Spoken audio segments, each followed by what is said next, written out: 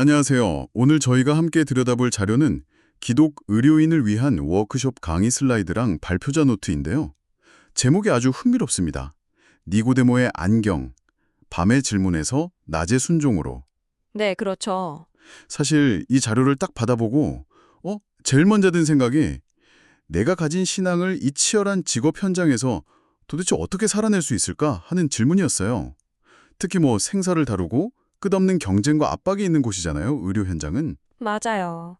그래서 이 자료가 되게 매력적인 게 그냥 더 착한 의사가 되세요 같은 그런 윤리 강령을 얘기하는 게 아니더라고요. 아, 그런 게 아니군요. 네.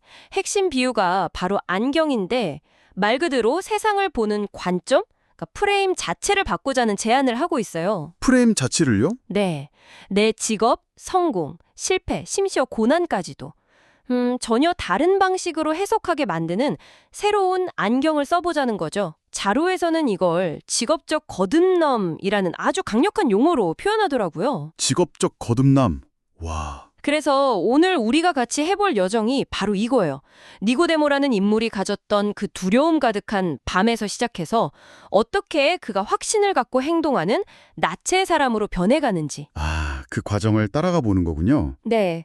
그 과정에서 요셉, 삭개오, 다니엘, 바울 같은 인물들의 안경을 하나씩 빌려 써보면서 우리 시야가 어떻게 넓어질 수 있는지 한번 같이 탐색해 보려고 합니다. 좋습니다.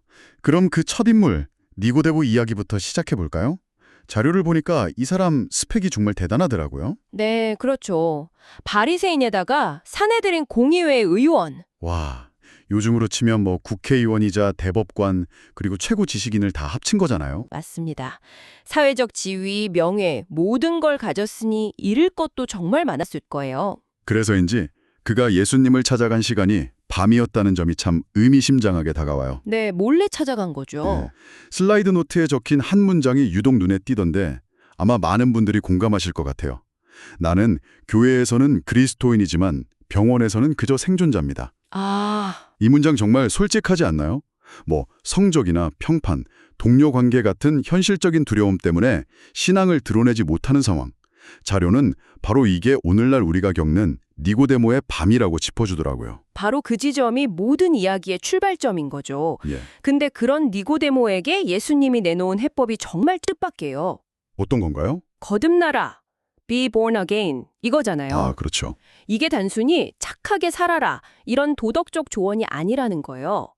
자료의 해석에 따르면 이건 거의 세상을 보는 운영체제, OS를 완전히 새로 설치하라는 요구에 가까운 거죠. OS를 새로 설치하라? 굉장한 비유네요. 네, 일종의 인지적 전환인 거예요. 내 직업을, 내 성공을 쌓기 위한 성으로 볼 거냐, 아니면 세상을 향해 다리를 놓는 도구로 볼 거냐. 이 관점의 전환, 즉 안견을 바꿔 끼는 것부터 모든 게 시작된다는 거고요. 그렇군요. 그럼 그 새로운 안경이란 게 구체적으로 어떤 건지 다른 인물들의 사례를 통해 한번 들여다보죠. 첫 번째로 등장하는 게 요셉의 안경인데 부제가 꿈과 현실의 간극이에요. 네, 요셉 인생을 보면 17살에 엄청난 꿈을 꾸지만 그 뒤로 13년은 노예와 죄수로 살잖아요. 그렇죠. 완전히 나락으로 떨어지죠. 아마 서명과 현실이 너무 달라서 혼란스러운 분들이라면 이 요셉의 기나긴 간극이 정말 와닿을 것 같아요. 맞아요. 여기서 자료가 두 가지 관점을 아주 선명하게 비교하는데 이게 핵심입니다. 첫 번째는 요셉 자신의 관점. 요셉의 관점. 네, 바로 팔려간 인생이라는 프레임이죠. 형들한테 인신매매 당하고 억울하게 누명 쓰고 배신당하고 온갖 트라우마로 가득 찬 시간이었을 거예요. 30의 총리가 되는 그 화려한 성공 이면에는 13년이라는 어둡고 긴 그림자가 있는 거죠. 그렇죠. 그런데 자료는 이걸 완전히 다른 시각으로 보도록 초대하더라고요. 하나님의 관점이라는 두 번째 안경을 쓰면 이게 보냄받은 인생이 된다고요. 바로 그 지점이죠. 이 해석이 진짜 흥미로웠어요. 9년간의 노예 생활은 애굽의 경제 시스템을 현장에서 익힌 경제학 심화 과정이었고 네. 4년간의 감옥살이는 권력 핵심부에서 통치술을 배운 정치학 석사 과정이었다는 비유요. 맞아요. 듣고 보면 정말 한 나라의 리더가 되기 위한 완벽한 훈련 과정처럼 보이기도 하죠. 물론 그 과정이 고통스럽지 않았다는 뜻은 아닐 거예요. 아, 당연하죠. 다만 그 고통의 의미가 재해석되는 거죠. 이 관점의 전환이 폭발하는 순간이 바로 22년 만에 형들을 다시 만난 자리에서 요셉이 하는 고백입니다. 어떤 고백이죠? 나를 이리로 보낸 이는 당신들이 아니요 하나님이시라. 와, 팔렸다는 개인의 상처가 민족을 구원하기 위해 먼저 보냄받았다는 거대한 사명으로 바뀌는 순간이네요. 바로 그 순간이죠. 그렇다면 소명이라는 게 내가 골방에 앉아서 내 소명은 뭘까 하고 찾는다고 찾아지는 게 아니라는 말이네요. 그렇죠. 오히려 지금 내게 주어진 자리가 노예의 자리든 감옥의 자리든 그곳에서 하루하루를 성실하게 살아낼 때 살아낼 때? 어느 날 문득 깨닫게 되는 것에 가깝다는 의미로 볼 수 있습니다. 현재에 최선을 다하는 게 미래를 준비하는 가장 확실한 방법이라는 거죠. 알겠습니다. 요셉의 이야기가 고난의 시간을 재해석하는 법을 알려준다면 다음 인물은 정반대의 상황에 있어요. 세리장 삭개오. 맞아요. 이 사람에게 직업은 고난이 아니라 엄청난 부와 성공을 가져다주는 도구였죠. 그렇죠. 그래서 삭개오의 안경은 성공과 부를 어떻게 재해석할 것인가 이 문제를 다룹니다. 그는 예수님을 만난 뒤에 자신의 재정장부의 목적어를 바꿔버려요. 목적으로요? 네, 나의 유익을 위해 쓰이던 돈이 이웃의 회복을 위해 쓰이기 시작하는 거죠. 여기서 정말 놀라운 건 예수님이 그에게 재산을 팔아서 나눠주라고 명령하지 않았다는 점이에요. 맞아요. 시키지도 않았죠. 그런데도 삭개오가 자발적으로 내 재산의 절반을 가난한 이들에게 주겠습니다. 제가 속에서 빼앗은 것이 있다면 4배로 갚겠습니다. 라고 선언하잖아요. 바로 그 자발성이 핵심입니다. 자료는 이걸 직업적 회심이라는 아주 중요한 개념으로 설명해요. 직업적 회심. 네, 영적인 깨달음이 머리에서만 머무는 게 아니라 내 직업과 돈을 쓰는 방식의 구체적인 변화로 반드시 나타나야 한다는 거예요. 추상적인 믿음의 고백이 아니라 구체적인 경제적 정의의 실천이야말로 진짜 거듭남의 증거라는 아주 날카로운 통찰이죠. 와, 직업적 회심이라 생각할 거리를 많이 던져주네요. 그럼 3번째 안경 다니엘로 넘어가 볼까요?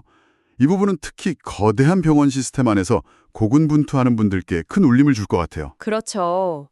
바벨론의 포로로 잡혀가서 이름부터 언어, 학문까지 모든 걸 강요받는 상황.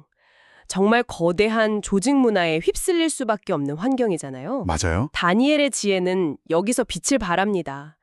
그는 무조건 모든 것을 거부하는 방식으로 저항하지 않아요. 그럼 어떻게 하죠? 바벨론의 뛰어난 학문과 시스템, 즉 기술은 적극적으로 배우되 그들의 우상숭배적 문화, 즉 가치에는 동화되지 않으려고 하죠. 일종의 분리 전략이네요. 어떻게 그게 가능했을까요? 그는 타협할 수 있는 것과 절대 타협할 수 없는 것을 구분했어요. 그 상징적인 행동이 바로 왕의 음식을 거절한 겁니다. 그 유명한 이야기. 네. 다른 건 다 따르더라도 내 정체성의 핵심을 이루는 이것만큼은 양보할 수 없다는 최소한의 거룩한 기준, 홀리 미니멈을 세운 거죠. 최소한의 거룩한 기준. 네. 시스템 안에서 자기다움을 지켜내는 현명한 방법을 택한 겁니다. 이 개념 정말 강력한데요. 오늘날 병원에서 일하는 분들에게 적용해 본다면 예를 들어 병원에서 아무리 효율을 강조해도 나는 환자에게 힘든 소식을 전할 땐 최소 5분은 더 손을 잡아주겠다 같은 걸까요? 정확히 그런 겁니다. 수많은 타협의 유혹 속에서 이것만은 지키겠다고 결단하는 나만의 왕의 음식이 무엇인지 스스로에게 묻게 만드는 거죠. 자, 이렇게 세 개의 안경을 통해 관점을 전환하는 법을 살펴봤습니다. 그럼 이제 이야기의 출발점이었던 니고데모에게로 다시 돌아가 보죠. 그 밤의 질문자는 과연 어떻게 변했을까요? 요한복음 19장에 다시 등장하는 니고데모는요, 완전히 다른 사람이 되어 있어요. 어떻게 달라졌죠? 모든 제자들이 예수를 버리고 도망간 그 위험천만한 대낮에 그는 자신의 모든 사회적 지위를 걸고 빌라도 총독에게 나아가 예수의 시신을 요구합니다. 와, 대낮에? 공개적으로요? 네, 심지어 왕의 장례에나 쓸 법한 어마어마한 양의 향품을 가져오죠. 밤에 숨어 찾아왔던 질문자가 모두가 숨어버린 대낮에 담대하게 행동하는 사람이 된 겁니다. 정말 극적인 변화네요. 대체 무엇이 그를 이렇게 바꾼 걸까요? 자료는 그 신학적 배경으로 최다카와 미시파트라는 히브리 개념을 제시해요. 보통 정의와 공의로 번역되는데 이게 단순히 법 잘 지키는 차원의 이야기가 아니에요. 그런가요? 네, 하나님이 우리를 의사로 간호사로 부르신 목적이 단지 개인의 성공을 넘어서 우리를 통해 세상에 무너진 곳을 회복시키는 복의 통로가 되게 하기 위함이라는 사명적 관점이죠. 복의 통로? 근데 그게 너무 거대하고 추상적으로 들리기도 하거든요. 좀 더 구체적으로 이해할 수 있을까요? 물론이죠. 그래서 자료가 레위기의 밭 모퉁이 규정을 예로 듭니다. 반 모퉁이요? 네, 곡식을 추수할 때 밭에 내 귀퉁이는 베지 말고 남겨두라는 명령인데 그 이유가 흥미로워요. 그건 가난한 이웃과 나그네의 몫이기 때문이라는 겁니다. 아, 그들의 몫이다. 그렇죠. 즉, 내 수입과 내 성취 안에는 처음부터 나만의 것이 아닌 사회적 약자의 몫이 포함되어 있다는 사상이에요. 그러니 밭 모퉁이를 남겨두는 건 선심 쓰는 자선이 아니라 마땅히 그들의 몫을 돌려주는 정의, 즉 최다카의 실천인 거죠. 와, 그건 소유에 대한 개념 자체를 완전히 뒤집는 이야기네요. 내가 가진 모든 게 전부 내 것이 아니라는 거니까요. 바로 그겁니다. 이 반모퉁이 원리를 오늘날 의료 현장에 적용한 구체적인 제안도 있었나요? 네, 있었습니다. 5% 규칙이라는 아주 실제적인 실천법을 제안해요. 5% 규칙이요? 날 시간, 재능, 재정의 5%를 의도적으로 떼어서 의료 소외계층이나 시스템의 사각지대에 있는 이들을 위해 사용하자는 거죠. 아까 제가 말했던 것처럼 바쁜 회진 중에 환자의 손을 5분 더 잡아주는 시간의 모퉁이 같은 거네요. 맞습니다. 또 내 수입의 일부를 따로 떼어두는 물질의 모퉁이를 남겨두는 것. 이런 작은 실천들이 바로 니고데모가 보여준 낮의 순종이라는 겁니다. 이제 마지막 사례로 넘어가 보려고 하는데요. 이번엔 한 사람의 변화를 통해 아예 패러다임 전체가 어떻게 뒤집히는지를 보여주더라고요. 네, 바로 사울이 바울로 변하는 과정이죠. 맞습니다. 청년 사울에게 거룩이란 세상과의 철저한 분리를 의미했잖아요. 그렇죠. 그래서 그의 메시지는 항상 와서 우리처럼 되라. Come and be like us. 성벽을 쌓고 그 안에 순수성을 지키는 것이 그의 사명이었던 한마디로 성을 쌓는 사람이었죠. 그랬던 그가 2차 전도 여행에서 이상한 경험을 하죠. 익숙하고 안전한 아시아 지역으로 가려고 하는데 성령이 계속 길을 막으시잖아요. 네, 계획은 틀어지고 길은 막히고 굉장히 답답했을 것 같아요. 하지만 자료는 그 막힘이 실태가 아니라 그의 좁았던 시야를 넓히기 위한 하나님의 의도적인 멈춤 신호였다고 해석합니다. 멈춤 신호요? 그리고 마침내 육지에 끊긴 드로아에서 환상의 구조. 바다 건너 마게도냐 사람이 손짓하며 외치는 건너와서 우리를 도우라는 음성. 아, 그 장면. 이것이 유대인만의 종교가 모든 민족을 위한 세계 종교로 확장되는 결정적인 전환점이 됩니다. 와, 그 장면을 생각하니 소름이 돋네요. 이건 마치 와서 우리처럼 되라가 아니라 가서 그들을 도우라는 완전히 반대 방향의 명령을 받은 거군요. 정확합니다. 사울과 바울의 패러다임 변화를 표로 정리한 걸 보면 더 명확해져요. 활동 장소는 안전한 회당에서 위험한 시장, 감옥으로 바뀌고요. 네. 만나는 대상은 준비된 유대인에서 귀신 들린 여종, 이방인 간수로 확장되죠. 그리고 가장 중요한 선교의 방향이 와서 들어라, ere서 가서 살아라, go로 180도 역전됩니다. 자료에서는 이 두 개념을 오이코도메오와 아포스텔로라는 단어로 설명하던데요. 네, 오이코도메오가 우리끼리 모여 안전한 성을 쌓고 서로를 세워주는 개념이라면 아포스텔로는 성벽을 넘어 세상 밖으로 보냄받는다는 의미입니다. 아, 보냄받는다. 이 관점으로 보면 병원은 우리가 세상과 분리되어 신앙의 성을 쌓아야 할 곳이 아니라 오히려 우리가 세상 속으로 보냄받은 선교지라는 정말 놀라운 관점의 전환이 일어나게 되는 거죠. 오늘 정말 깊은 여정을 함께 했네요.